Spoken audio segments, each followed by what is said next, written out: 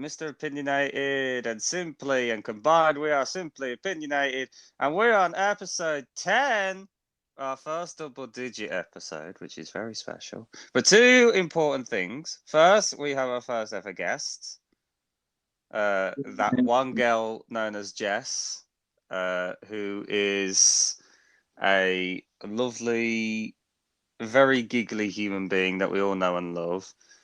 And so say hello, Jess. Hi. Hi. And yes, we're going to be talking about our the streaming perspectives of, what it's like to be a streamer to that particular individual. So basically, Jess has got like 417 followers. She started like in October 2020. And she enjoys playing Ark and horror games, and she wants to get to 500 followers and get Goal as partner.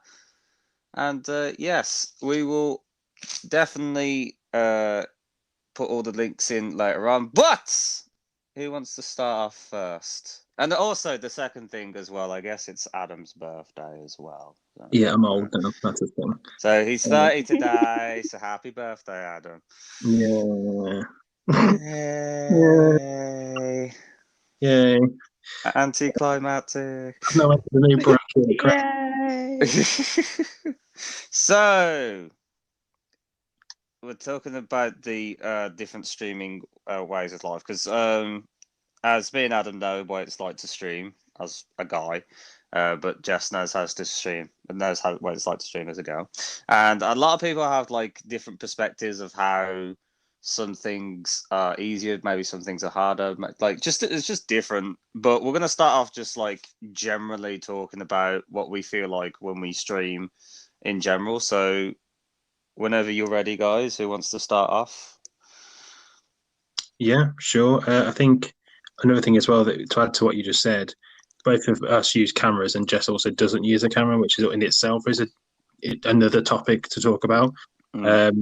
So if you wanted to talk about the pros and cons, I guess, of not having a camera, Jess, when it comes to like your streams and how you go about like starting up, and because some people get like nervous when they're about to go live, or they have a certain preparation, whatever is what's like your thing that you'd always do before like you start a stream. I mean, all I do is scream into a pillow and hope for the best. But yeah, it is difficult because with not having a camera and stuff, like people can't see what I kind of look like, if you know what I mean. Mm-hmm. So having no camera, the viewers don't get to see like the reactions and stuff. So it's difficult for me as a streamer as well. But then it also hides my identity, and it's better because then it's not showing like female streamers are always showing like their body parts off, if you know what I mean, as well. Some female streamers before we get attacked in the comments. We can't stress this enough. We know the difference between general, like casual female gamer girls versus those e-girls. I think that's the technical term. Yeah. But I think it's safe to say that you're the first part of that of the two.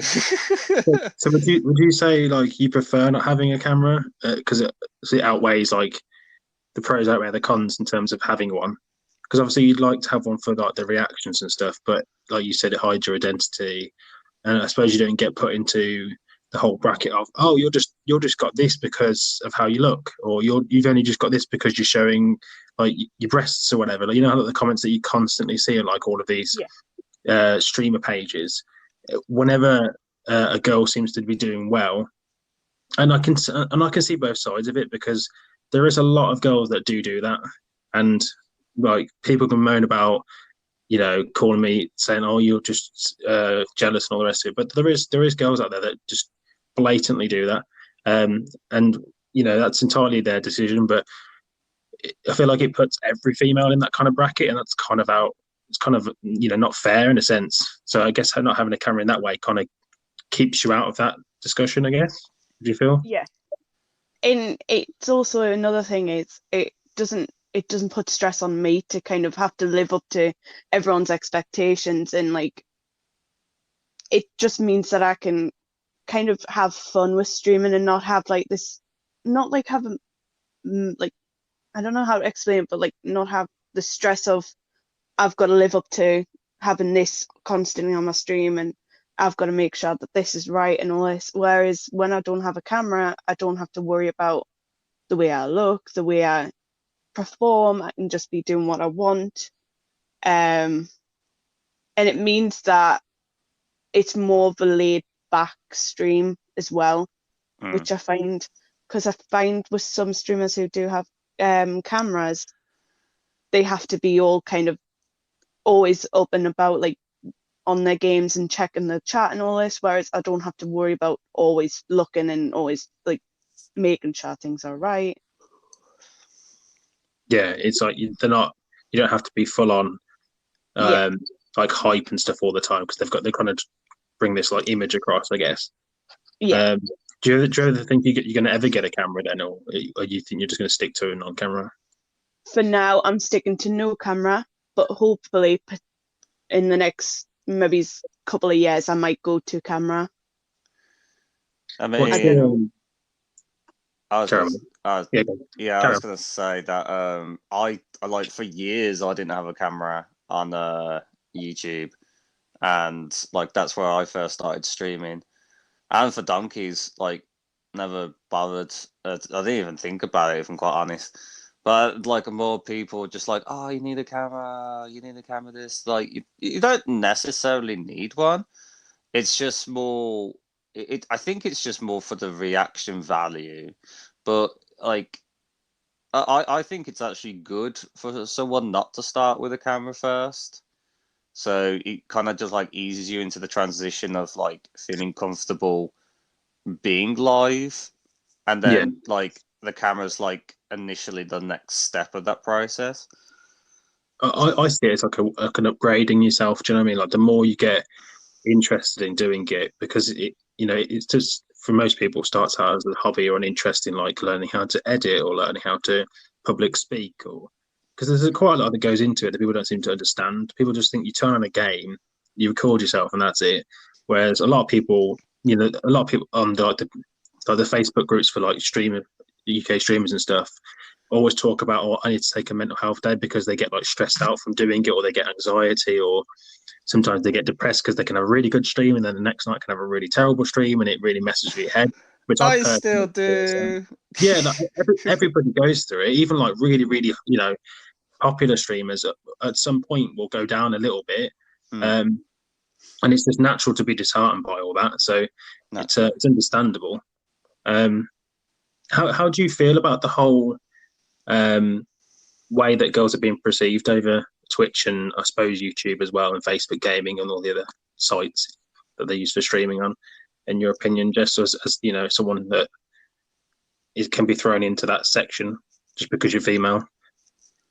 In some ways, I feel kind of mad because not all females are like that way that some people do come across, and not all males realize that a lot of us have put in the hard work and have put in like the hours to get to where we are now, but some don't understand the concept of how long we've actually been doing this certain thing, and them just saying, oh, they're only doing it for the money, they're only doing it for the views, when in actual fact most of them are doing it to make a living out of this. And it's not fair on the women who are like trying to get to where they are now, when there's other women who are getting further because they're showing off and all that, if you know what I mean.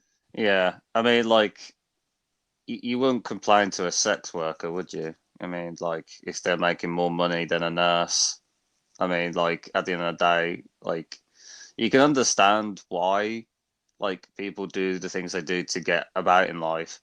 Yeah, I think the problem is like a lot of people just jump down into the stereotypicalness. But the reality is you could have like a guy with a six pack and if you're into that thing, and looks absolutely gorgeous, and he was in a hot tub, I'm pretty sure he'd probably get a healthy amount of views as well, if you're quite honest. So I think we know what episode 11's going to be. oh boy. But like, yeah, because like for example, Twitch is like, this is hilarious, right? I usually just watch like DVD content or my friends stream and whatever. And can I recommend as well the fact that Jesse's last stream did actually make me laugh. He was doing the Walking Dead season, Yeah. and when there was that really emotional scene, I won't spoil anything, but like there was this really emotional scene, and then these zombies came out, and you was just like, spaghetti, and I was like, oh my god, like it was just so out of context, and it made me fucking laugh. I was drinking at the time as well, so I was like choked to death. So, and like, so yeah, so do check out Jess. Can't stress that enough. But yeah, it's like, this is the thing. A lot of people just jump onto the stereotypical bus because that's all they see. And like, even in my suggestion, I don't watch these kind of ego people, but like it's on my recommended list all the time. I don't know if you guys have seen that. No. No. Seriously, Twitch keeps throwing it at me, like, and I'm just like, I don't watch any of these kind of things. I don't know if it's because it's under just chatting, but like, I'll get Yeah, that probably will be. Yeah, that'd be why. I got like 3 lines of DBD and then 3 lines of people in jacuzzis with their tits out. It's like, Jesus, like this is escalated quickly. But yeah, so Jess, what would you say for people that want to get started as a female gamer that doesn't have a camera? What would your advice be to them if you had any? Just keep pushing, because it'll only get easier as time goes on, really. It's one of those things.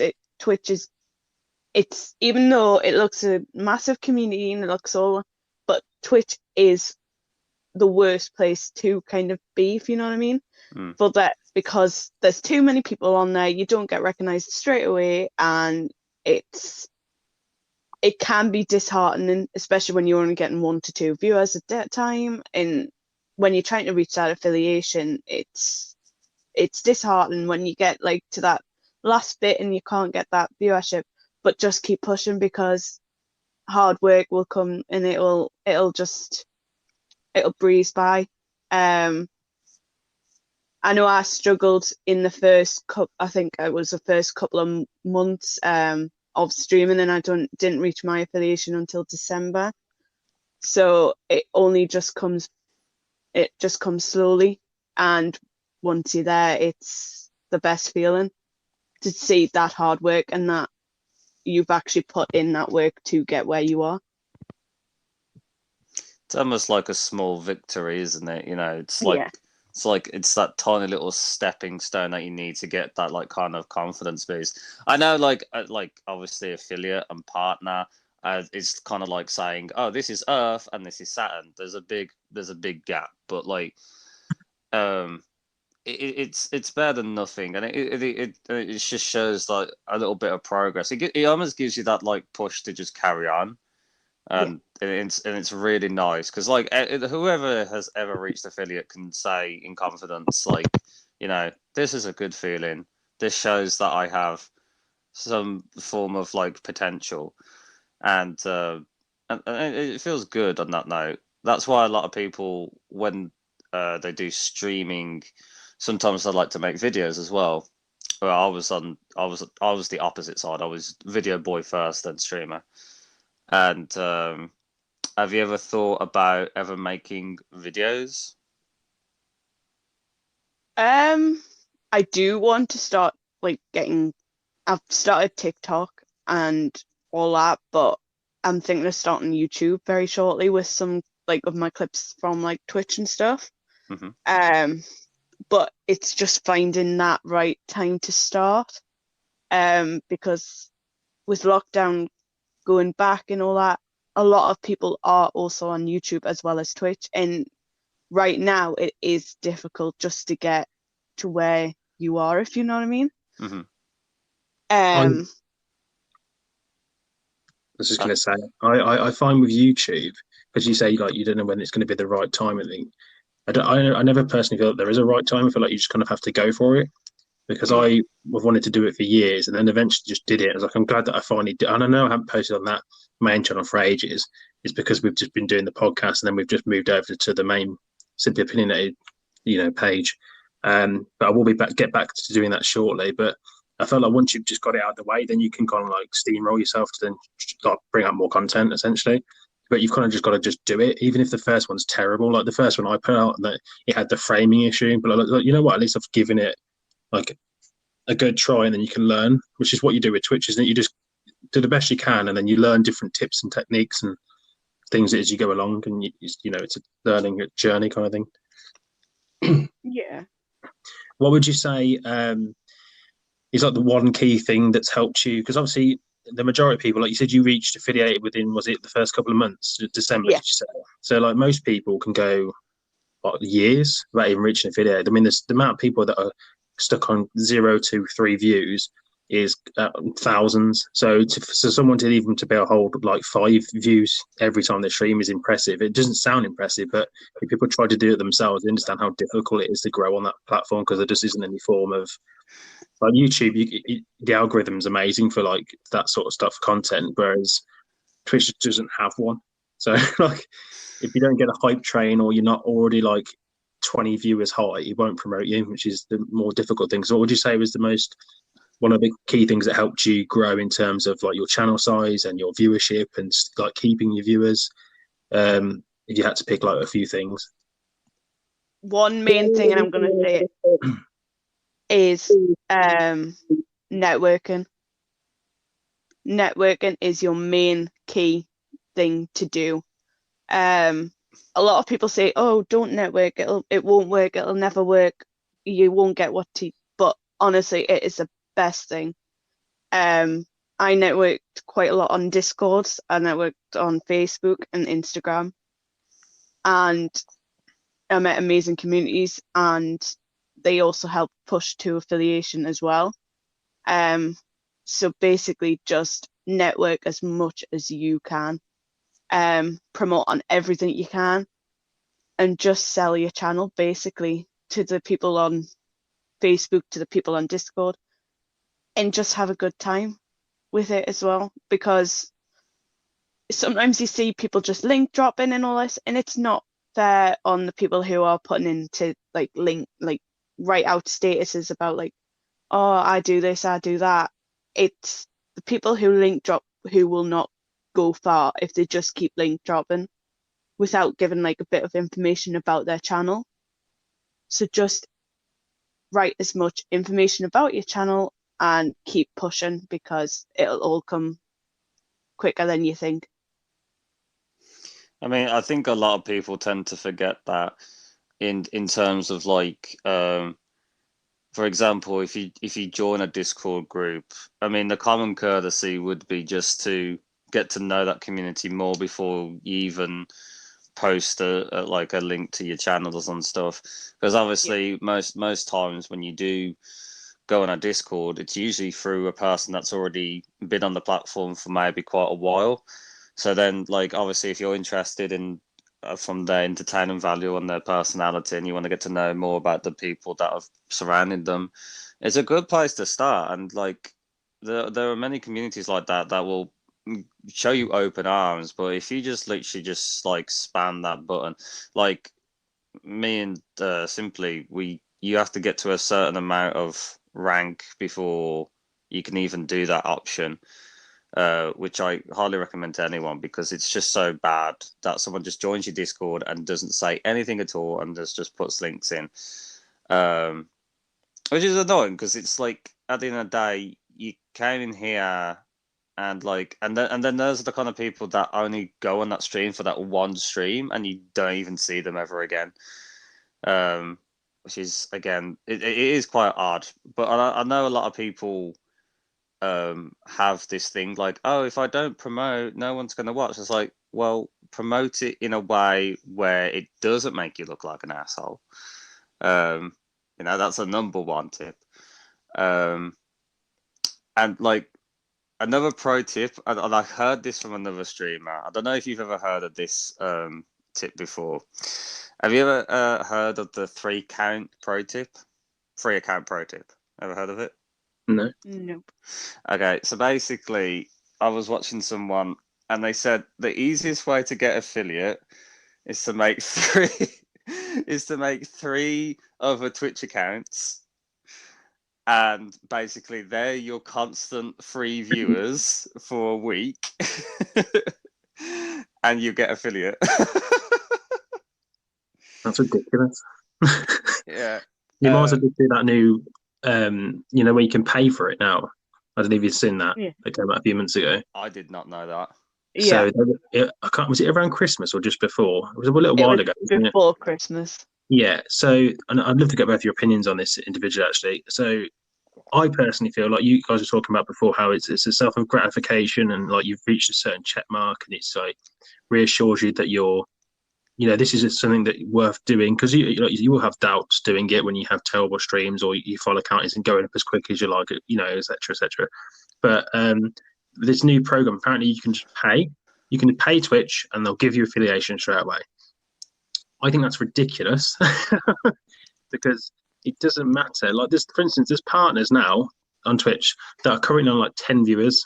So it doesn't matter what your status is, really. It's more about, well, this is like my view on it. It's more having like the connection with people. It's not even necessarily about the viewership. It's more about having the connections within like your communities, such as like Discord and stuff, where people they don't feel like they have to watch you. They want to watch you because they want to support you because like they're your friends and they enjoy your particular, if they don't know you well enough that they don't know well enough, they just enjoy your content enough to want to watch it and support it that way. Whereas with affiliation, like if you're just buying it, it just gives you kind of a false sense of security, doesn't it? Because you're like, oh, cool, I'm affiliated, I can earn money, but then there's no one watching because you've just paid for it. So I'd love to get both of your opinions on that. Ladies first.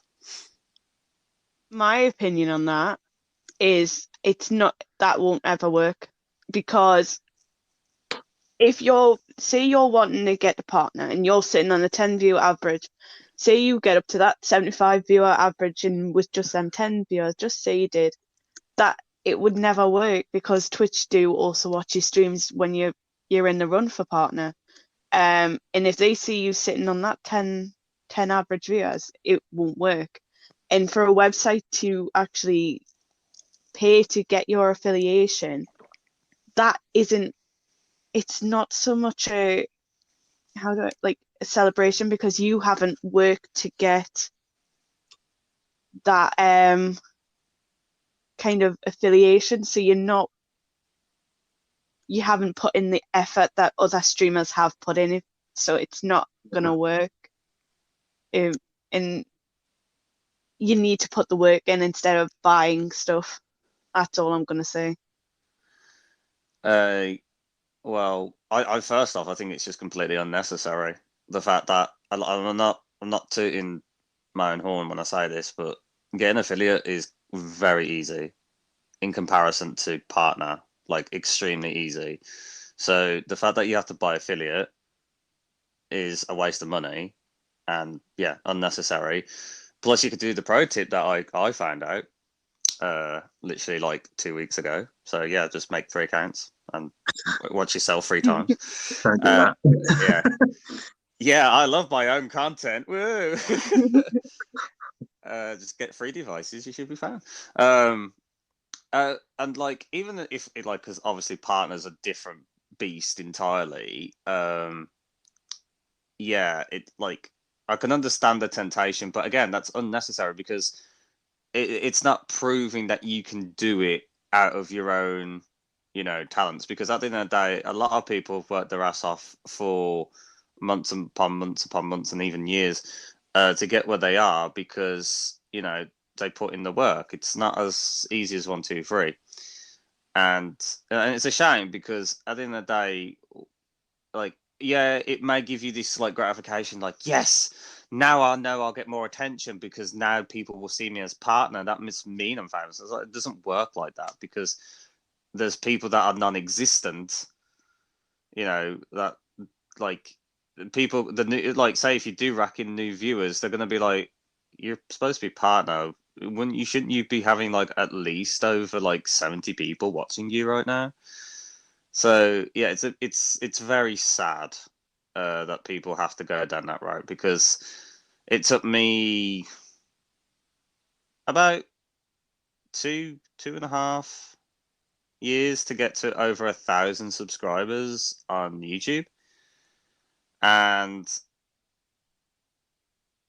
like when I found out I went past that mark, I literally was at my grandmother's house eating chicken with gravy with mashed potatoes. What's this, mate? Is that it again? No. Just like it's a short story. It's a short story, I swear. And then like basically it's It was a warm summer's day. and a warm summer's day. Funny what it was in the summer. And like I was biting into chicken, and then I got this like kind of like thing going, oh, you're over 1,000 subscribers, and I literally just like bit into the bone because I was that excited, and I was just like, yeah, and I was like making a big song and dance about it, and like my grandmother was concerned about me because she thought I like broke my tooth.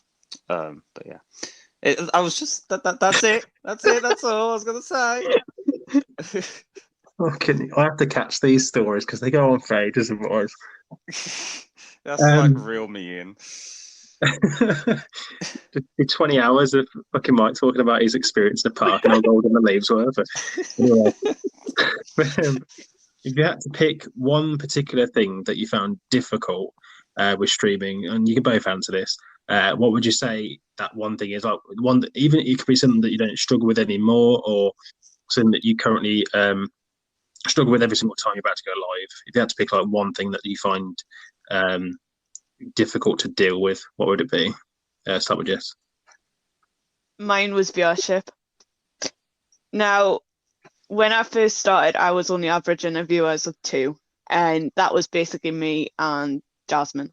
That was basically just us 2, hoping that we would both get affiliation and watching each other's streams, and that kind of put me in like a bit of a spot, like I'm never going to make it, I'm never going to be able to get to where I am currently now.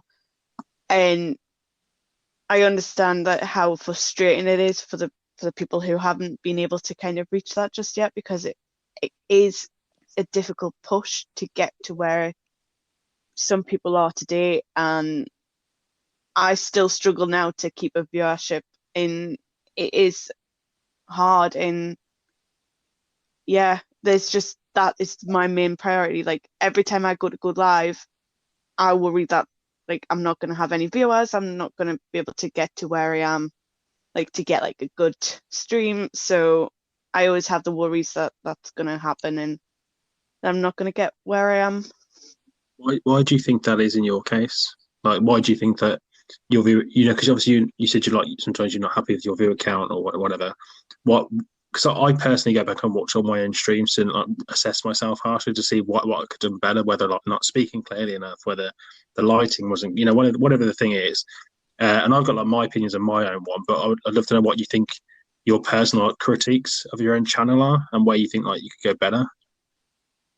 Main thing is I think I could get a camera, and I think that's why I struggle, because I don't. Some people come in and want to see a camera. They automatically think, oh, this person hasn't got like a camera, that's they're not going to show any like emotion, they're not going to do this. And a lot of the time, yes, okay, people don't have cameras, and yeah, you can't see their emotions, but it's not our fault, if you know what I mean. We just don't want to kind of show what worst like side that we kind of hide behind that camera, due to the fact that we might not want to talk, like show our faces or keep our identity hidden.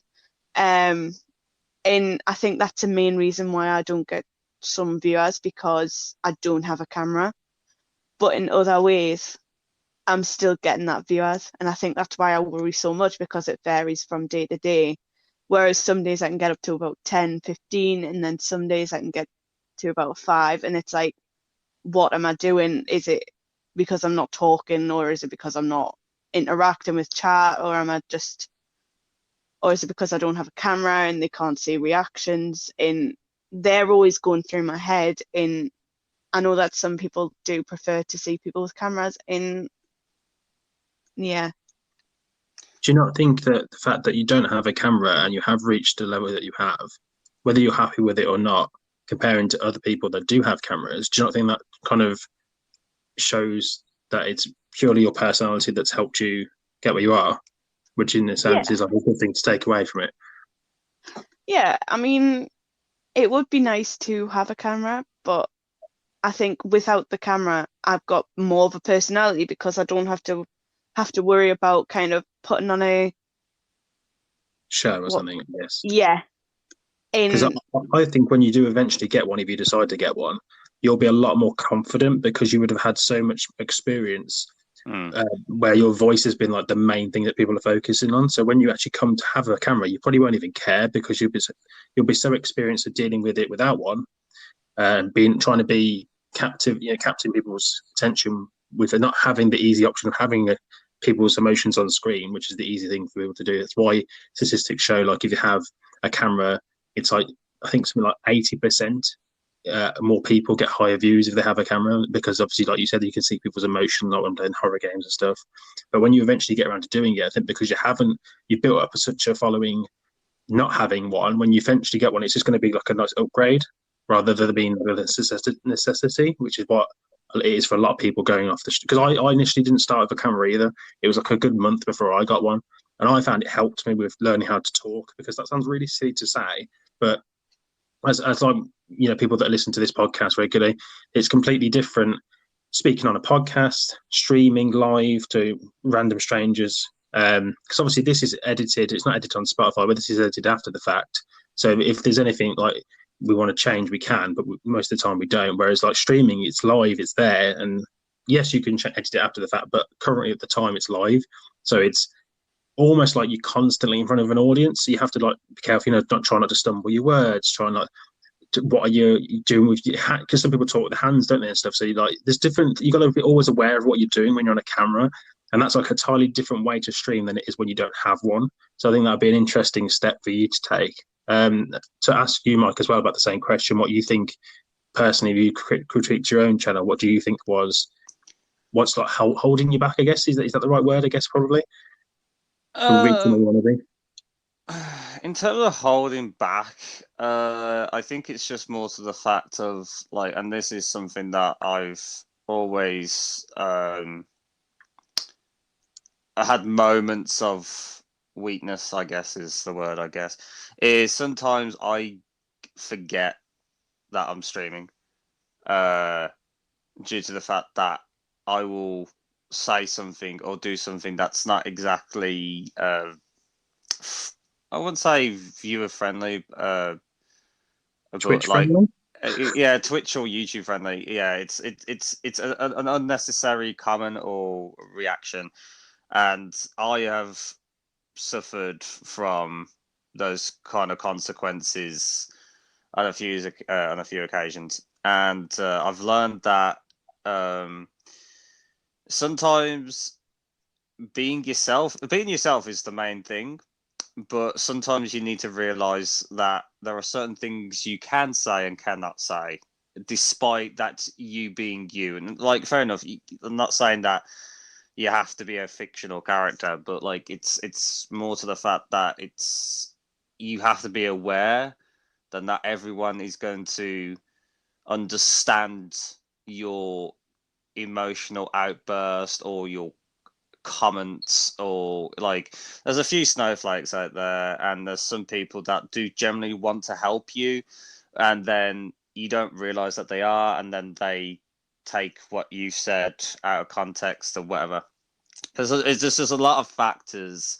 Like, if you're just like one of those like wholesome, like average streamers that never swears and blah, you'll do fine. But like, yeah, like I can't be one of those people. I am myself, but I think I've learned to calm down a bit in terms of my initial reactions, like my impulsive reactions. So I'm still learning that. I used to be much worse when I just used to be on YouTube. I actually look back on a few videos and I'm like, how did I? Because like, there were a lot of people back in the day that tried to witch hunt me because they thought I was that outlandish. Funny enough, but that's a different story. But now, now, I still sometimes fuck up, but not as much, nowhere near as much as I used to. But yeah, so I think that was a learning curve to me. But when I got a video camera, I've always it helped basically. I was gonna say having a camera does help, and it helps you learn what expressions, because sometimes I don't even realize what expressions I do, and then people clip it and I'm like, I made that face, really? Oh, and people watch me. Ooh. Like so it's weird. I mean, like when you do get a camera, Jess, I reckon you'll enjoy it more than you think. I think you'll enjoy it, especially when some of the stuff that you do anyway that I've seen. Do you feel it's a lot different of experience from doing it without a camera to having a camera? Oh God, yeah. I mean, it's like, take it from someone that's like been doing it without a camera for donkeys, and then you move to camera, and like I'm very animated anyway. Apart from when I look like a sad dog in the rain when I'm concentrating. But yeah, it like, I would say like it's kind of safe without a camera, because you could like literally make a really angry face but not say anything. Like say if you're like losing to a certain part of a level, and you're just like fuck, people are gonna be not watching me now because I'm failing. But obviously you're having that in the back of your head, and your facial expressions is showing it, but no one can see you, and you're not saying anything out loud, so it looks like you're fine.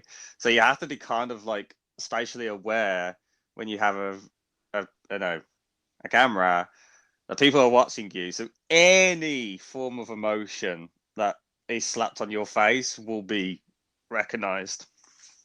So there is a big difference. I think that's a big one, isn't it, with streaming? One of the key things is to learn self-awareness. And like, I remember when I first started, I used to swear an ungodly amount. And I remember watching a poll on one of the websites. They asked people on Twitch what was one of the biggest like turn-offs for why they left people's streams. And they said that the key thing was, like, I think it was something like 70% of people said that people swear too much, because like they don't mind it. Like if you get jump scared, or you rage at a particular point, they don't mind that. But when people are literally just swearing constantly, it really turns people off to the experience. And I experienced that when I was like, I never really paid any to, because when I first started, I wasn't like full on in with Twitch. I was just kind of doing it as a thing. I wasn't like taking it seriously. So I used to swear as if I was playing my games like you normally would do your friends and stuff. And then I watched it back like a few weeks ago. I was like, wow, the difference when you learn to like not swear as much and be more self-aware, like you said, with your facial expressions, and even like the angles of a camera that are just more flattering, like learning lighting and stuff. Like I have a light rig, learning that sort of stuff for cameras and everything is like a totally new different thing to learn, and keeps you interested in it. But the swearing was a big one for me. I think that's what helps my viewership go at the start anyway go up, was due to the fact I wasn't throwing F-bombs every 2 seconds, which is kind of crazy. Which has helped me outside of it, I think, as well. To be fair, I don't swear as much as I used to now. I think it's because a stream, or at least I did stream so much before taking time off recently. But yeah, I don't know. Well, you got what's your like next thing that you're wanting to stream, Jess? Because I know you're streaming art currently, and last horror game was Visage, was it, that you played? Yeah. And you said Mike said you're currently doing The Walking Dead. Is that like your ongoing series, if you want to let people know like what you're doing currently, what you're going to be streaming, or what your like aspirations are to be doing with it. Currently, with us doing The Walking Dead, I just want to carry along doing that series and get that series finished, as it's been a series I've wanted to do for a while, and it's one of those series that can go for a while and we could go either way with it. Please do, it's hilarious. And I'm excited to kind of carry on with Ark as well, because I've been addicted to that the past couple of weeks. I mean, I don't think I've actually played any other games on stream other than Dead by Daylight. And I just want to carry along. I want to go back into like the horror series as well. But with it being on an Xbox, I can't do all the like horror games that other people can do, if you know what I mean. Mm-hmm. And it annoys us because there's so many I want to do, but because I don't have a PC and I don't have what I need, I can't. And that annoys us, if you know, in some ways, because the games that the PC are getting are so much better than what the Xbox players are getting, and but I want to carry on with the horror stuff and potentially get back into Red Dead Redemption 2 as well. So that's another thing. Yeah, I think that's on your channel, fairly, isn't it? From when I did it before, Yeah. you've got a clip on there. It does suck with the limitations that we all have, because like none of us are PC gamers, so I can definitely identify with you on that one, Jess. Like it does suck when your limitations are just console. But like the positive note is that people already recognize that you're already playing a console, but they still stick around, because I know there's some people out there that only watch PC players because PC players are the best. But like, so if you've got an audience that doesn't give a crap about that, that's a positive. So put that in the positive bank, yes. It's like my always thing with streaming is I always say it's not the game necessarily people watch, it's the person. Oh yeah, personality. Because typical example, it's like how fucking popular Call of Duty is, but how dead are half of the Call of Duty streams that you walk into, where it's just literally I could go on there now and see about 20 people, probably more, of side face cam looking at Call of Duty, swearing, not talking, occasionally just throwing an F-bomb, and all you see is and that's it, and it's just that, and they're wondering why they're stuck on 2 viewership. It's like you got to have that interaction. I think it's like a massive thing. In and outside of the streams as well, like that, in terms of like Discord and other socials. I mean, it doesn't help the fact that halfway through the match, their mum comes into their room and goes, "Dinner's ready," and then all you hear, "Mom, I'm streaming." It's like that's also a bit of a distraction. Yeah, that's another thing actually. I ask both of you, because when I'm streaming, I like to I try to make it as like professional as I possibly can, because that's just, I like to have it all organized. Like Mike says a few episodes ago, when I do stuff, I'm very organized with it. So I like to have everything set up and make sure like no one's going to come in and make noise, and it's just people focusing on the camera, the game, and the stream. Whereas there's like if there's loads of background noise or anything else going on, I would I'll make sure that's all not a factor in it. Whereas I've seen so many people that just don't seem to care about that. And I wonder if you guys think of it is, did you think that factors into people's viewership or growth because they don't care about like that sort of stuff and being like a certain level of professionalism? Because I know, especially on like YouTube, the content quality is so high now. People have like DSLR cameras, they have like a proper light rig, they have like a professional microphone. Do you think all that stuff really makes like a huge difference? If you want to take it seriously, which I'm assuming all 3 of us do. I know I definitely do. So like that's why you're saying that we all want to get PCs eventually and get like a better stuff. Do you think that's like a thing why people don't, or do you think it's not so much a factor of it? Go on, Jess. You go first. I think in some ways, when people are streaming, sometimes other people might not understand, like in the household, and sometimes you can't help that, but you could kind of pushed to say, look, don't come in when I'm streaming but some streamers don't care. And I've realized that a lot of streamers that you do go in, you can hear a lot of background noise. And sometimes that isn't necessarily good to hear, because you can't actually hear the person, you can more hear the background noise, and it's not the best for getting viewership as well, because some people don't want to listen to, say, somebody shouting, oh, you've got to do this, you've got to do that, and like another person shouting this and that, and it does affect like the stream, especially if you're not also paying attention to chat while this is all going on. So in some ways you need to kind of lower the background noise to kind of make sure that you're focusing kind of more on chat, and to like you're focusing on the game as well, as instead of focusing on what's going on all behind, because some viewers can only just hear the behind scenes, and it's not nice for them viewers, especially if like an argument's going on or anything. Mm-hmm. I mean, I do agree on that 100%. There's a lot of people like you know, when you have like your friends, or you have like a guest, for example, like on a stream, and like they just like, they're really excited, they want to join your stream, like you've allowed them, not being aware that in their background it sounds like there's a domestic argument, or like their kitchen's on fire, or like literally just like people shouting, and it's just like, you realize on streaming, right? But obviously you cared way too much about yourself instead of the person that, you know, is streaming, and then you wonder why you get muted and stuff. And it's like, do you realize how loud it is in the background? And then they like, fair enough, some people apologize, or some people I didn't know. I was like a lot of people just don't realize that you're watching the person for what, like Simply said, you're watching the person for not only for what they're playing or whatever, but because of that individual, that personality, that entertainer.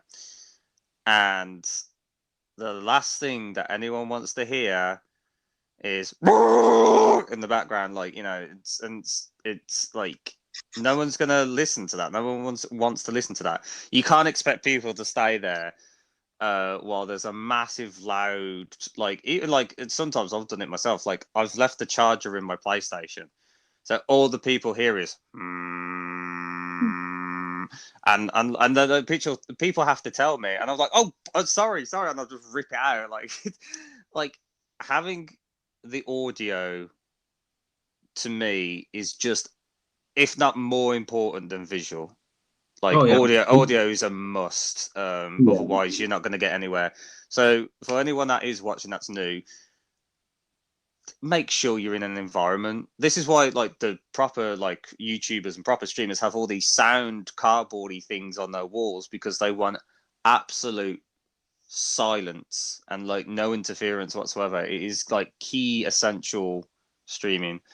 So yeah, just make sure you're in a quiet environment, because like you could be like, oh, I want to stream all you like, but if you're in an environment where it you know, fucks with your ears, it's like, it's never going to be good. It's like, I think you have to bring a certain level of professionalism to it if you're going to do it properly. Do you know what I mean? Whether it be get like you said, whether it be get like the sound panels, or a green screen, or a better mic, or a decent camera. Because and it definitely just go, like, at least if I join a new stream, the first thing, and I think this is, again, I think I saw this in a poll somewhere. So the first couple of things you always check in someone's stream if you're going to stick around or not is the audio clear enough? Then it's normally, is there about section filled out, so like you can read a bit about them or whatever. And then do it have a decent camera? Then is the lighting okay? And then probably after all of that, then it comes down to the actual person. But that's like the first things that people tend to quickly check when they join someone's channel for the first time. Because I know if I've joined someone's channel and it sounds like they've got a 1940s radio going down the side, and it's just like, no, I can't. It's just like killing my ears. Or or that it's like, you know, laggy or it's buffering too much. It's just like general stuff I feel people should check, because you can do test streams and stuff before you go live. And I normally do that with it. If I'm going to stream a new big game, like when Resi 7, before I started streaming that was a big stream for me. So I did a test stream during the day, and I'm going to do it when Resi 8 comes out and do a test stream for that, make sure that everything's okay. Like, I think that's really important to make sure that you got all the bases kind of covered, because that's what will get you people in initially, and then it's your personality that will keep them coming back or keep them staying there. But I feel like people don't take that side of it seriously enough, but then also wonder why they're not getting anywhere with it, and then they kind of just give up. And it's like, well, you have to put, you know, both time and money into it to really get anywhere with it, because like Jess said right at the start, it's so hard to grow on Twitch compared to any other platform, because it's not connected to anything. You know, they are the number one streaming site, but that's it. Like, you can't put shorts on there, you can't have stories like you can on Instagram, you can't hashtag stuff. Like, there's nothing on there, is there? You literally go live and that's it. And you have clips, yes, but none of it even stays on there. It stays on there for a maximum 60 days and it all goes. The clips stay there, but other than that, like, and the clip system's not the greatest either, because it clips it a bit before and a bit after sometimes. Even if you trim it, it's a bit awkward sometimes. But I feel like they need to add a new thing to Twitch to keep it from dying. I don't know if you guys knew, but Harris Heller recently like got rid of his Twitch account, has moved solely to streaming YouTube. He's like a big YouTuber, and he was a partner on Twitch, and he didn't renew his partnership, and he was like, they just don't have what YouTube has. Like, YouTube has like a brilliant algorithm, and all they need to do is upgrade their streaming tools on YouTube, and I reckon they'll easily beat Twitch in a couple of years if Twitch doesn't like improve. But as both of you wouldn't know this week, like, I know they've started finally dealing with the follow bots, which is like a massive thing for people that aren't aware. Like, there's on Twitch all the time, you get it in every stream, you just get bots just come in and say, do you want to be famous? Do you want to be famous? And then they'll bot follow you, and it can mess with it can even get your channel taken down if it happens enough, because it's like fake followers or whatever. And one of the main things that Twitch isn't dealing with is that, and the whole music license thing with the DMCAs, and they really need to sort that out as well. I think if they don't sort those two things out like properly, that it's not going to go anywhere. It's going to go bad for the company, I think, in the long run. Do you have anything else, Jess, you want to talk about when it comes to like your streams or things you're doing outside of streaming or anything? The main thing that people need to remember with streaming is the people come to watch you as a person. They don't come for anything, and the game, of course, yeah. But the main thing is just to keep going and to kind of make your streams better as much as you physically can. And if you feel like you're not kind of getting where you want to be and what you want to kind of be like, it just kind of look back at your streams and kind of improve yourself on that as well, because you are your own critique. You know what you need to improve, and only you can do that. And I know some people find it difficult to do that, because you look at yourself and you think, oh, well, that's all right. Get somebody else to have a look and say, like one of your friends, to have a look at your stream and watch it back, and get them to give you critiques on what you've done. And if they say, oh, it's your mic was too loud, then that's another thing to do. You can sort that out for the next stream and improve. It's basically just improve. And that is a main factor in Twitch, because a lot of people, to get to where they are now, they've had to watch back their streams, and they've also had to get to like fight to where they are now as well. And I know it's tough on that place. I mean, the amount of harsh reviews and stuff, it can be quite disheartening, especially when you're getting maybe bots coming in and follow botting you, or getting people coming in and saying, oh, you're not doing as well. And I know in some ways that can be disheartening, because people do want to kind of do the best, but they can't, because they're getting follow botted, or they're getting trolls coming in and saying all this horrible stuff, but just keep pushing because that's all you got to do. On a more positive note, did you say that you've re-watched some of your streams, Jess? Yeah. What would you say is like a moment that you've watched back on your stream and you've like laughed, or you thought that was like a really good time, or there's just like an unexpected event that happened which was hilarious? Could you think of any?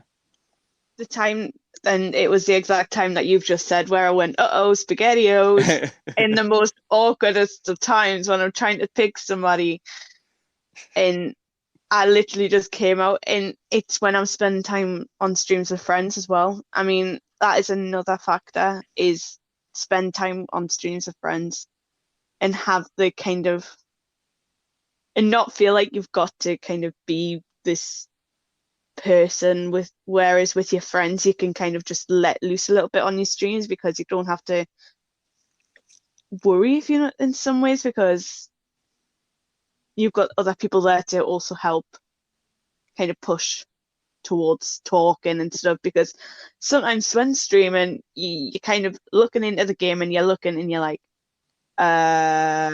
what do I do now? And it's all difficult, and it's, yeah.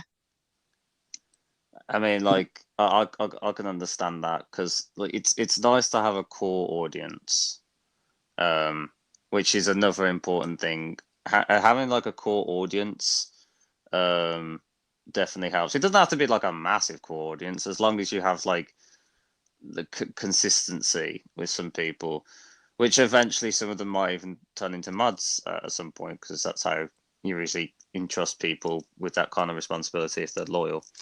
I was going to say, probably one of my favorite things to look back on is my Borderlands streams,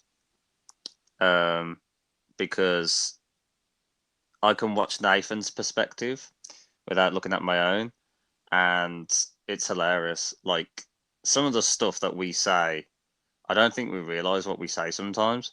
And like nothing like rude or explicit, but it's just so out of context or just so random, and it makes for such comedy gold.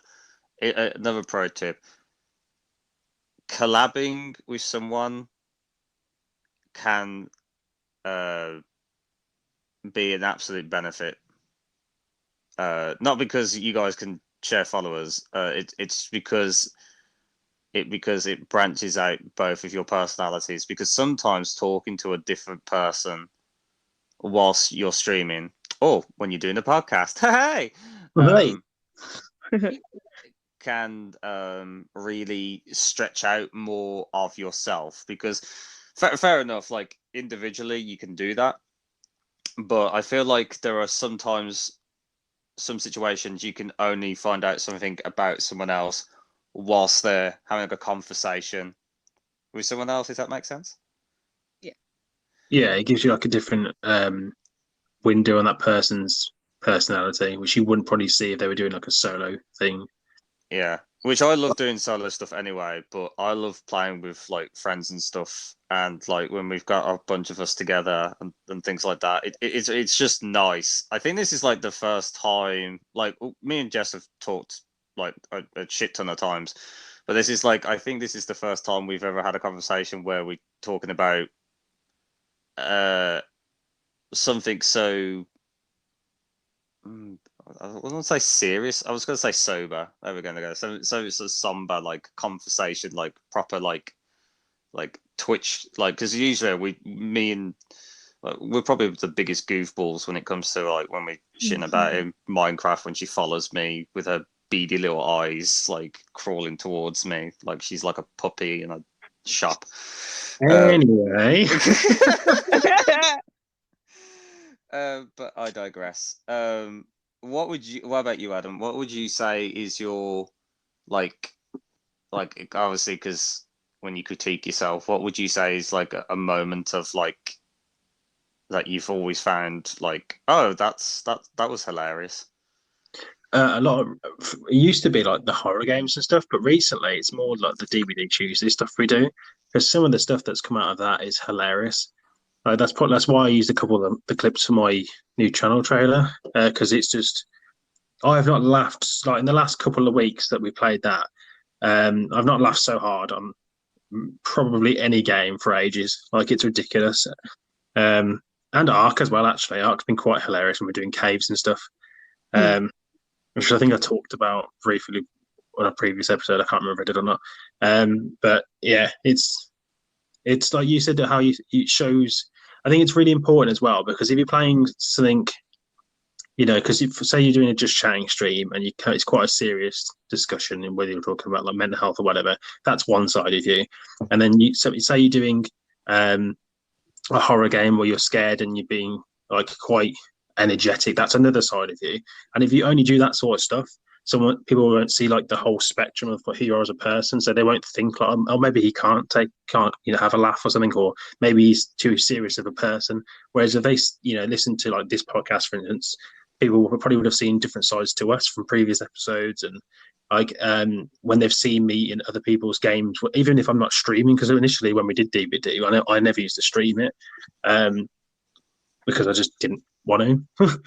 But the people used to, I'd gain followers when I wasn't even live because they just hear my voice and they hear like interactions, and that's kind of crazy that happens. I think it's a brilliant way. The more people in that game, the better. That's why we're so eager to do it every Tuesday, and especially with like different people as well. Because like you said, when you speak to different people, sometimes you react differently to even if it's the same topic. For instance, some people are so much like I can have a conversation with like Kemi, which is King of Queens, Kemi on Twitch, or like Emmy Chan on.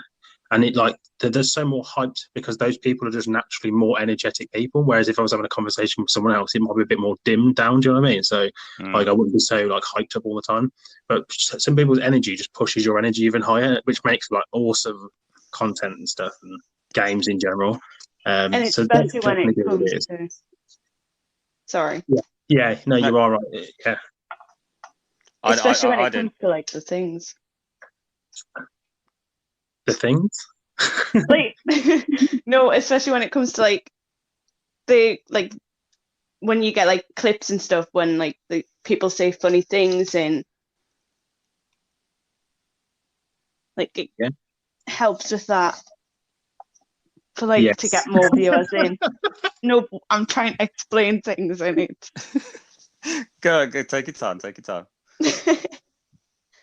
No, but like you get better clips when you're playing with friends because like you say funny stuff and it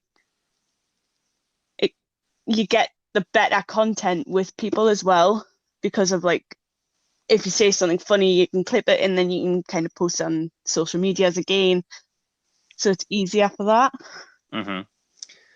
I mean, like I think one of my that's actually a good point, Jess. One of my favorite things about streaming is not only when people clip stuff that they found funny, and then I watch it back and go, "Oh, that's hilarious." I've seen people actually go back on old streams just to literally find a part that they found that hilarious, just to clip it. Like it could be like a 3-day-old stream, and I've gone to literally find that specific point and clip it. So going through hours of like whatever just to find this certain place that made them laugh their tits off, and then they clip it. I find that like really like encouraging, which I adore completely. I think clips is like literally the best thing about Twitch. Oh yeah, definitely. Yeah, they're brilliant, especially when you can do like a collaboration of them. Yeah, I have thought about doing like a simply clips channel for YouTube where I just post just clips on there, because obviously they could disappear after a little while, don't they? So I was wondering if I just start putting them on there as a thing, as separate to the other stuff.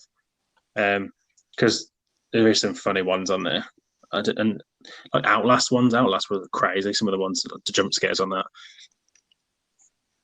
I reckon you have to revamp the clip introduction to Unity again, because that was such a good idea. So like the like a bit like a channel trailer I did a while ago. Yeah. No, I probably will do. It's just getting people to send me their clips over and stuff. So if you're listening to this and you're part of the Discord, if you're not already, please join Unity. It's a bit self promo. Send me your clips now. Edit them into the channel trailer. Okay. And if someone can find Jess going spaghetti-o, clip that so we can use that in the channel trailer. Yeah. What else would you like to discuss, Miss Jess XOXX? Why did you say it like that? Yeah, it's a Twitch name, isn't it? So it's xmissjessxox. So people know. You go follow her on there. What would you like to discuss that you haven't already brought up? I'm trying to think of stuff we haven't already covered. What do you think, in your opinion, guys get easier on Twitch? Let's put it that way around, because we've talked a little bit about how people perceive girls getting it easier because of all the reasons we've discussed. What do you think guys get naturally easier on Twitch, if anything? Now that is a difficult one, because seeing it from my perspective, a lot of the top like 10 in Twitch are all males, and they're not doing anything special, if you know what I mean. Shots fired. No, but you know what I mean. Like, they're not doing, like, sometimes you go into their stream and they're just sitting there like chatting, and you're thinking, hang on, how have you got maybe over 1,000 viewers and you're just sitting there eating food? And it's like, I can eat food. how? Yeah, it's like, what? I think a lot of that case is because they've already got previous following from YouTube and stuff. Like, for instance, the top streamer currently, as I've checked it last night, it might be wrong today, it said Syndicate was the top streamer on Twitch, and he's got a massive following on YouTube, like millions. So that's why, because he's already well known. It's like basically having a celebrity on there. So people are going to watch just because it's a celebrity. Do you know what I mean? That's why people get away with it, I think. I was more on about like people, because I checked last night, and I think the only going from like the top 1 down to like the top, I think it was 54 was the first time I'd seen a female streamer channel in the top 54. Was the first time I'd seen. Everything else was male. So that's what I was getting at. Like, I'm on about like the lower end of it. Like, what do you think people, like the males, get that's easier than like girls necessarily? It's a difficult one for me to think about, because I never know what. I think it's like the voice. A lot of female, like, you're gonna think but a lot of female, like, a lot of like people who watch listen for the voice in a male for some reason, I've noticed. Hello, ladies. Oh, please. And I think that's What's wrong with my voice? and I think that's also a factor to why, like, some people might get over 50 viewers at a time, and like, it also depends on the game that they're playing. For me as well. I thought you was going to say over 55, so I don't know why. Welcome to the OP channel. Today I'm walking stick marathon. Welcome back to Grandad Gaming. So you reckon it's mostly on a voice factor? I think so, in my opinion. I mean, I could understand that, because look how many people, like, and I'm not dissing the guy, by the way. I've seen some of his videos, and like, he seems chill, seems like a legit bloke. But the reason, and I think the sole reason, that Corpse Husband gets as many like deep voice is because of his voice. He gets so many people. Literally, he's like, choke me like you hate me, but you love me. And then it's just like, and then like literally women gush like over this guy's voice, and it's like it sounds like The Grudge, like, and apparently like that gets women off. So basically, if you got a borderline fucked up voice, you're in luck. You're gonna get some keys. So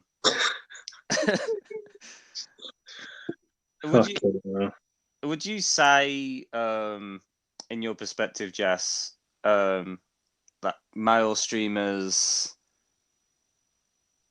are really that any different from female streamers? Like, in my opinion, if we're talking like casually, I think there's not much difference. But I don't know, on your perspective, do you reckon there's so much difference? No, but in some ways, yes. I mean, okay, so men don't have the breast area, so they can't show off that, and they won't get this, but they've got they could have the 6-pack and they could show off that. But it all comes down to personality for me in some aspects. I'm not gonna sit in a stream and watch somebody just stand there and act kind of fake, if you know what I mean. Yeah. Like, some males, I don't know if what it is with some of them, but some of them stand there and act a bit fake and not. Some females do it, and I'm not dissing males, I'm not dissing females, but some that just act fake around the camera, and it's like, just let loose. Like, don't be so tense. But it's not different, if you know what I mean. Like, we both kind of work at the same time, and we both put the work and effort in, but men seem to think girls have it easier, and girls tend to think that men also have it easier as well. So it's one of those things where it's, if you were to put it into a group, it would have so much like comments about stuff that both of them would just hit off with all the kind of talking and stuff. It's a weird one because I feel like women, from what I've read off like sites and stuff, feel like men don't put as much effort in because they don't have that worry of being judged for like how they look. Because that's the one thing men definitely get easier. We don't get judged for how we look, at least from majority. And I'm guessing some people probably do, because there's always hate comments and people that come in and just cause shit for no reason. And they're just toxic people. But that's what the ban button's for. But definitely not as much as girls who get hate comments all the time and stuff in streams. And but I have seen a lot of comments, especially this week, because I've been looking at this because we were talking about the subject. I knew we were going to be talking about the subject. So I looked it up quite a bit, and especially on like all the social media platforms that do with Twitch streaming, where you can promote yourself and everything. There's so many people that go, men don't understand because girls get it so much harder and they work so much harder than men do. And I don't think that's a fair comment, to be honest, because I know a lot of people that stream that are male that put a lot of effort into their content. And I'm not about myself or Mike, I'm on other people that I know as well. It's like they put a hell of a lot of time and effort into their stuff, and it doesn't get recognised. And that's mainly down to the size of the platform, the lack of discoverability, not necessarily to do with your sex, I think. But people seem to think it is for some weird reason. It's just a weird look at it. You looked at YouTube, and I don't know what the top 10 on YouTube are, but I'm sure it's probably more mixed than it is on Twitch. I mean, like, if we're going down that road, and I can't stress this enough. I know I said it like near the beginning. To me, there are kind of like two types of women on the platform that are, the females, like the girls that just want to stream just as much as anyone else, vagina or penis, whatever. And then you got like the other girls who literally know what they're doing. They pretend to be dumb, right? They pretend to be thick as pig shit, and they've got their fucking meat lemons out, like, friggin' meat lemons. These are fucking jugulars or whatever, and they got these, and they are got great looking bodies, and whatever. But like, and they just like, what do you mean pull my shirt down? You can't see them that much, can you? It's like, love, it's covering half the fucking camera, and it's like.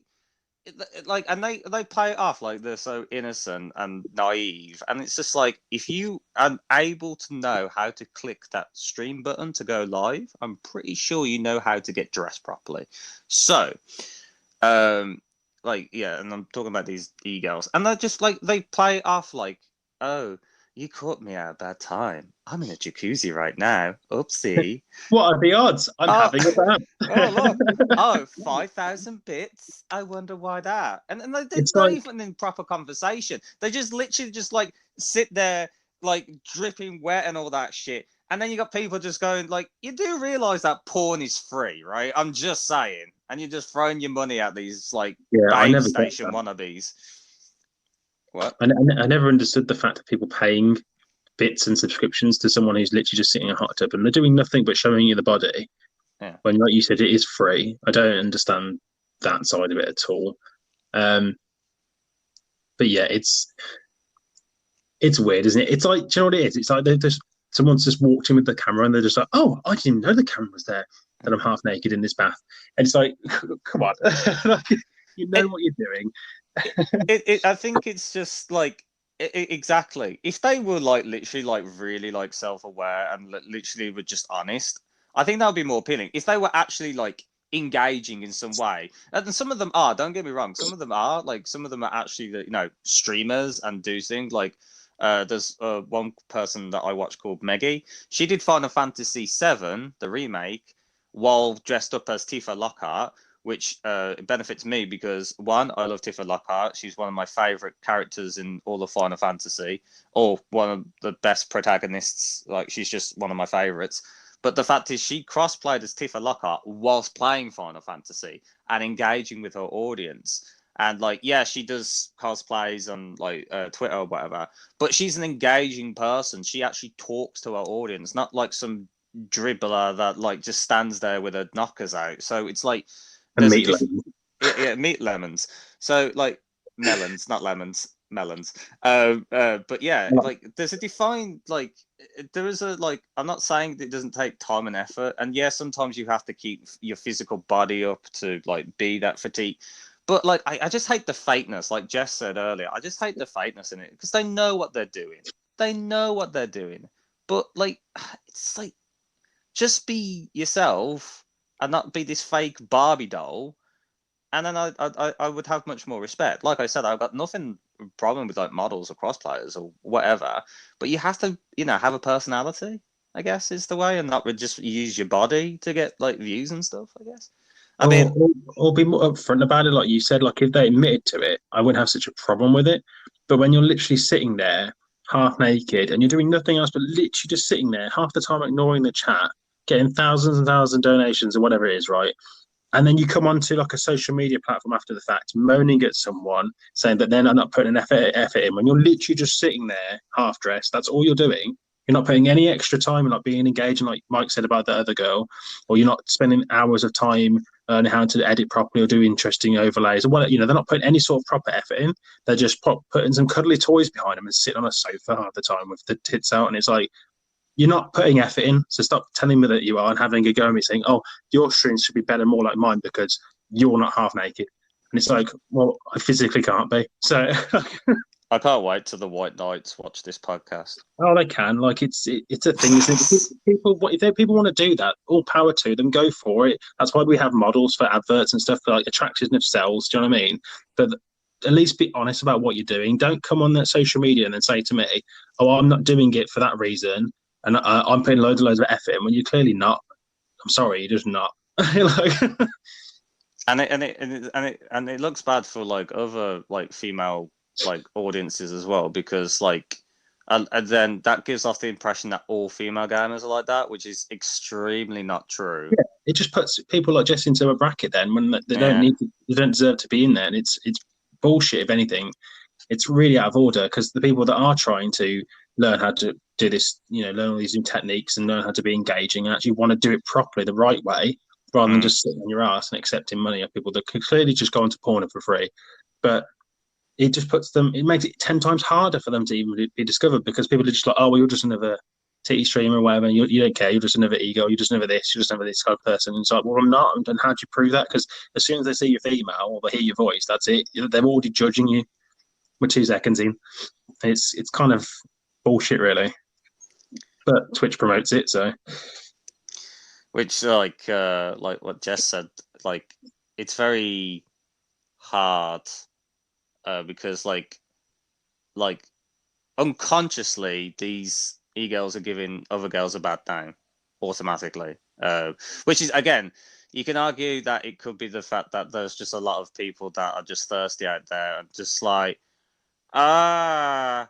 female voice. I'm going to wait until something magic, and then when something doesn't magically happen to their expectations, like, oh, well, you fuck, and it's just like it's a horrible feeling, like, you know, I can imagine. So, Jess, have you ever, first off, sorry for both of us ranting down your ear hole. uh, have you ever had that kind of person ever been in your stream before?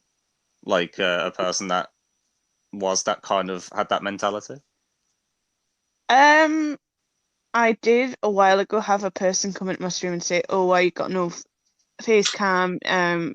You should have a face cam. This should be this. This should be," and they were kind of telling me how I should run my stream, and like that I should have video camera and that I should be doing this more often. And it's not fair on me, if you know what I mean, because I shouldn't have to be made to feel like, oh, I've got to get a camera and I've got to kind of live up to their expectations. And I didn't, and my mods did stop it as soon as I started like saying about, oh well, she doesn't have a camera, she shouldn't be streaming and all this. And luckily my mods did click onto it and block them. But it's as if men don't realize that we also do have it difficult, because we have the female streamers who decide that they want to show off all this, and we've kind of, the people that are in the, oh well, we don't want to show off anything, we've got to kind of battle that type where they're kind of showing off all their boobs and all of that stuff. And like, me as a person, we've got to kind of fight that side and kind of come out on top of that. And it is difficult because we don't have the camera, we don't have like the stuff, but we still have that personality which we've got to fight to get out on top, which again is a struggle. It is sometimes, because when men come into your stream and say, oh, you haven't got a face cam, we're not going to watch, it does just hurt, because like, we're still trying as without a camera to get to where we are. You got to try to fight for that stereotype, essentially. Yeah. And that it's difficult because it just seems to be people are getting more and more, and it's like, hang on, I'm backtracking a little bit, and you backtrack and then you get a bit forward and you think, okay, I'm gonna do this, I can get there, but then something else turns up and it's like, oh, I'm gonna have to backtrack even more, and it's a fight that you're not gonna win, but you might win in later on, if you know what I mean. It's like it's a win-win-lose situation in some ways. Yeah, I mean, like, it's just a shame that a lot of people see the gender and not the person, or see the sex and not the person, and it sucks, because like, at the end of the day, like, you are who you are. You are an entertaining streamer. You just do what you do, and oh god, did someone else get that buzz then?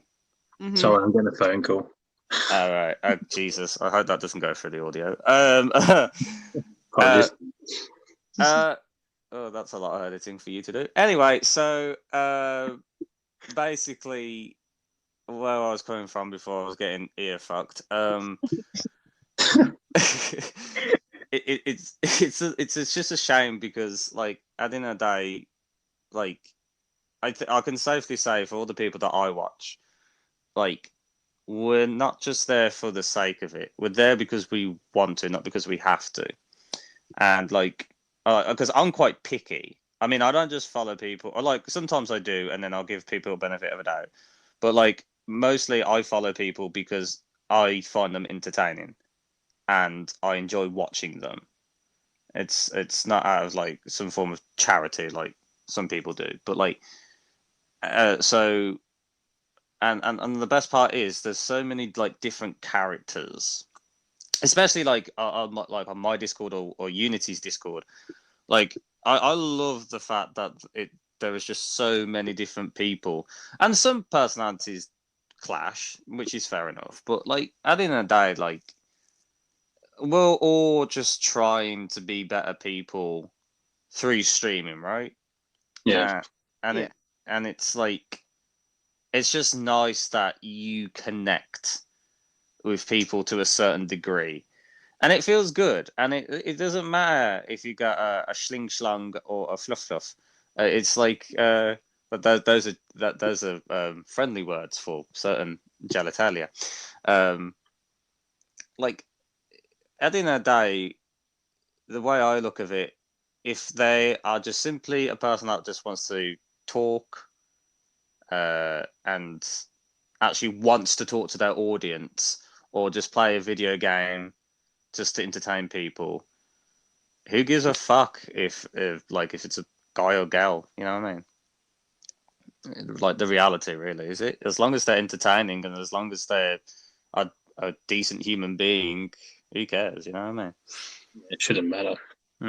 Shouldn't matter. Like, for example, I'm trying to, like I said, back to the Meggie comment, like, she barely streams, but when she does, she puts a hell of a lot of effort. And like, even halfway through, she didn't force it or anything. She was like, guys, not gonna lie, this cross playing is really uncomfortable. And she went off for like 5 minutes and just came back in her onesie and finished off the next half of this Final Fantasy VII remake. And you know what? It was like, fair play to her. She wasn't forcing it. She just did the cosplay because she's a massive Final Fantasy fan, and it was just a nice, like, seeing that, like, and people still stayed for her, because I still stayed for her, because, like, she's very bubbly, and yeah, it's just like, it's nice to have that. Not all women are these, like, oh, I didn't know that. I didn't know I dropped that pencil down my breast. Hold on, let me just get it out. And then it's spam. But so Jess, when are you next streaming? When are you next streaming? Unknown at this present moment. Because it all depends on time and it all depends on when I can. Because at the minute we're slowly getting back to having a good connection with our Wi-Fi. So I'm kind of trying not to push it as much as what I was. So I'm only doing maybe 2 streams a week.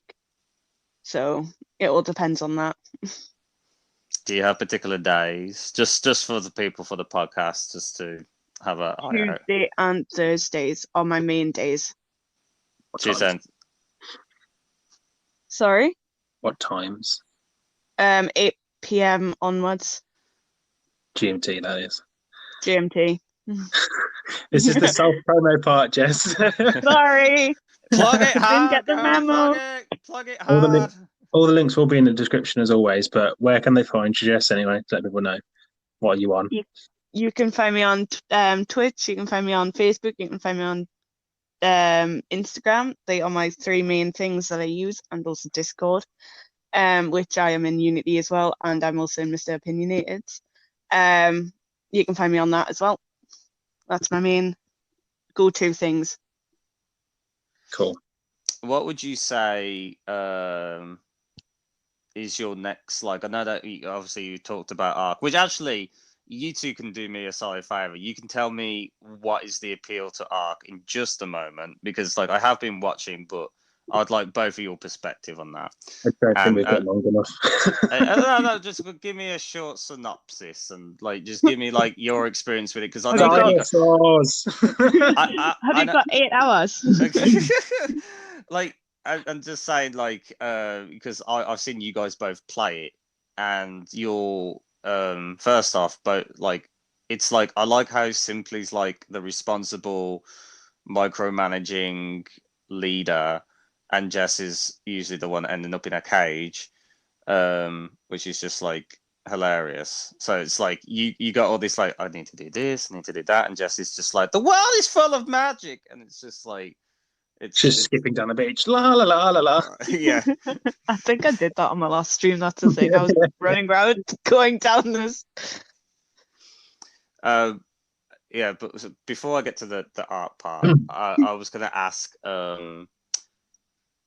for like obviously for all the games that you've played so far, what is your like a game that you would like to kind of tackle on your streams, like, or something that you've not done before? What would that be? To tackle would Yeah. be to finish all of the Walking Dead. That's my main goal to do. But I also would like to tackle Ark on stream as well, because Ark has so much to do on that game. It's absolutely insane, and we're only partway through it, and I would like to kind of start tackling it on stream as well, and kind of show the progress of what we've kind of done as well. So there are two things I would like to tackle. And simply, are you in a similar boat? In terms of what I want to stream next, probably Resi 8 when that comes out is my big next one I want to do when that comes out in May, because that looks crazy good. It does. But I'm also doing pretty much the same thing: streaming Walking Dead, streaming Ark, DVDs on Tuesdays, and then just the same stuff I've been doing for a while, because they're all kind of long ongoing series, so that's why they're good for streaming essentially. But and obviously Stardew when I get back around to doing that again. But it's not about me though; it's about Jess. Okay, so Ark, what would you guys like? Obviously, there's like, I know that we've got a limited amount of time left, but like just go for it, because like say if I am new to both of your channels, what would you say to me about Ark? Is the why it's so engaging? Dinos. Sold it. Done. That's it. Done. Thanks for watching.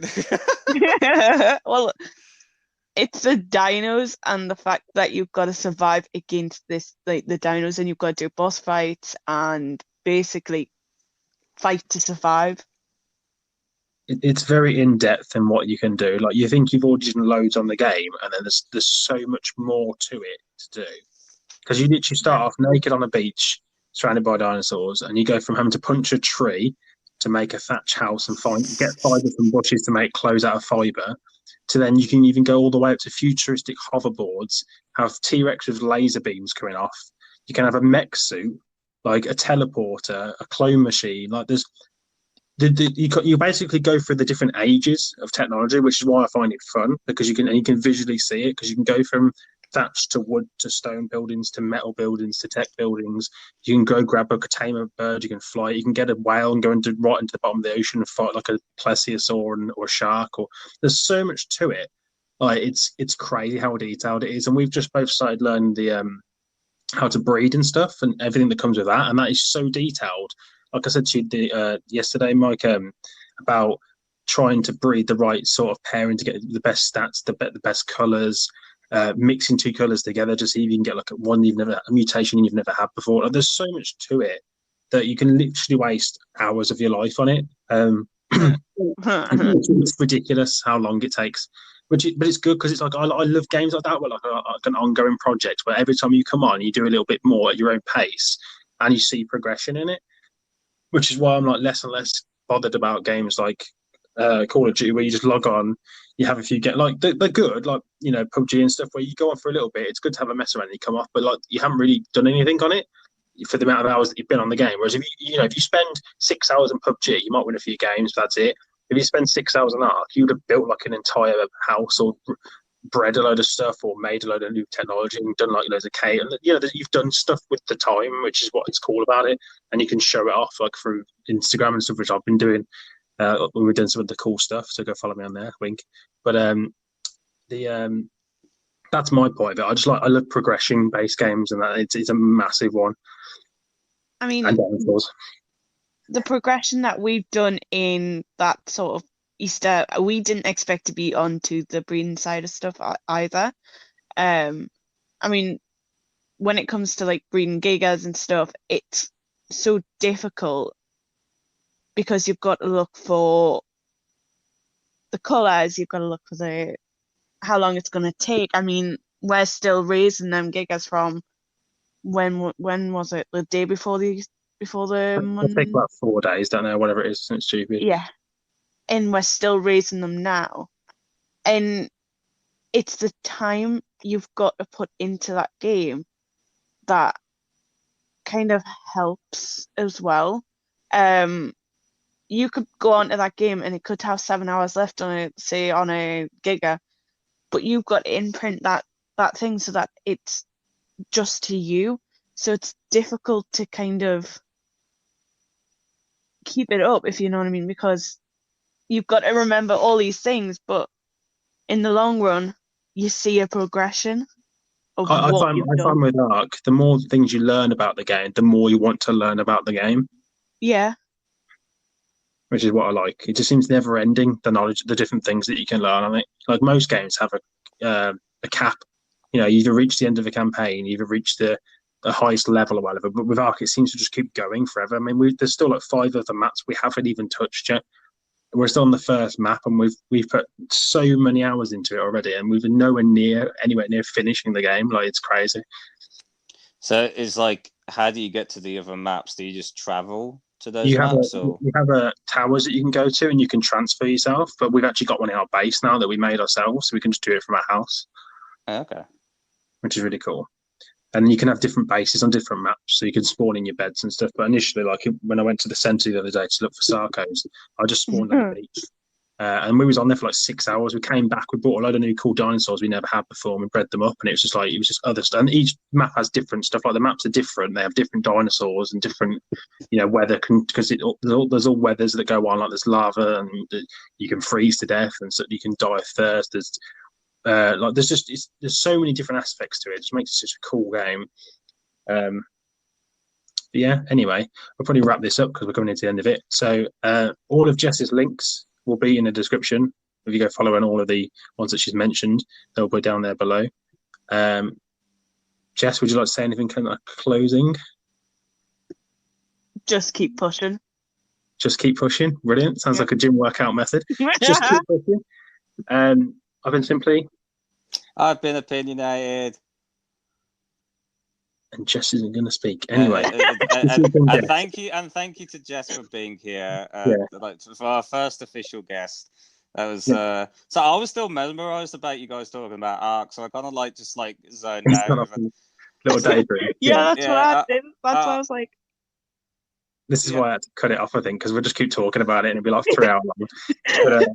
But yeah, thank you for coming on, Jess. It's great. And if anyone else would like to be a guest on the next episode, because we're going to try and have a guest every episode if we can, if we can get hold of them and they can, get on the time to do it with us, just let us know either in the YouTube comments or on Discord or any of our other socials, which will also be all in the description as usual. So thank you for watching, listening. We'll see you guys next time. Toodaloos. Bye. Bye.